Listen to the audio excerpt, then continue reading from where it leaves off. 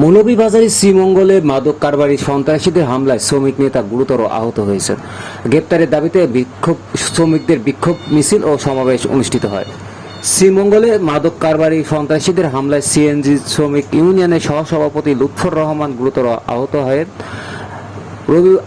গতকাল রবিবার রাত আনুমানিক 9টার দিকে শাপলাবাগ এলাকায় এই ঘটনা ঘটে।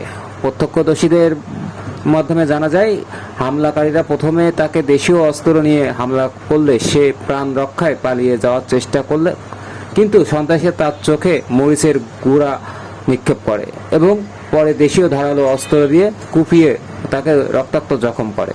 পরে স্থানীয়রা উদ্ধার করে শ্রীমঙ্গল উপজেলা স্বাস্থ্য কমপ্লেক্সে নিয়ে গেলে কর্তব্যরত চিকিৎসক উন্নত চিকিৎসার জন্য মৌলভীবাজারে প্রেরণ করেন।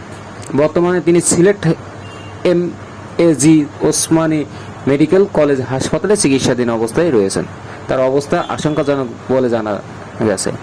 এই ঘটনায় প্রতিবাদ সিএনজি শ্রমিক ইউনিয়ন, পরিবহন শ্রমিক ইউনিয়নের বিভিন্ন পর্যায়ে নেতাবৃন্দরা উদ্যোগে শহর জুড়ে বিক্ষোভ মিছিল শেষে এক সংক্ষিপ্ত সমাবেশ অনুষ্ঠিত হয়। বক্তারা দ্রুত হামলাকারীদের গ্রেপ্তার করে দৃষ্টান্তমূলক শাস্তির দাবি জানান। এমন পরিস্থিতি শ্রীমঙ্গল কমলগঞ্জ এএসপি সার্কেল ওয়াহিদুজ্জামান রাজুর নেতৃত্বে থানা পুলিশের ইনচার্জ জহিরুল ইসলাম মুন্না সহ থানা পুলিশের বিশাল একটি দল শাপলাবাগ এলাকায় অভিযান চালায়। অভিযান পরিচালনা চলমান রয়েছে বলে তিনি জানান। এবং প্রথম দিন হয়তো শুধু সিএনজি থাকবে, পরের দিন কিন্তু আর সিএনজি থাকবে না।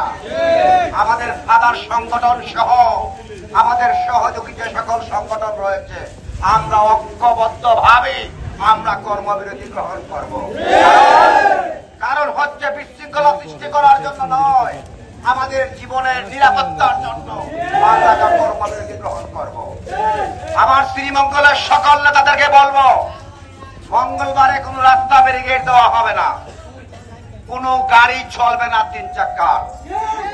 যদি কোনো গাড়ি চলে, সে গাড়ির নাম্বার রাখবেন, তাদের বিরুদ্ধে আমরা পরবর্তী সময় প্রয়োজনীয় ব্যবস্থা আমরা গ্রহণ করব। আমার সকল সহযোদ্ধা বন্ধুদেরকে বলতে চাই, আপনারা ধৈর্য সহকারে আপনারা অপেক্ষা করবেন, আর সবাই মিলে আমরা দোয়া করি লুৎফুর যেন তার সন্তানদের সামনে আবার সুস্থ অবস্থায় ফিরে আসতে পারে।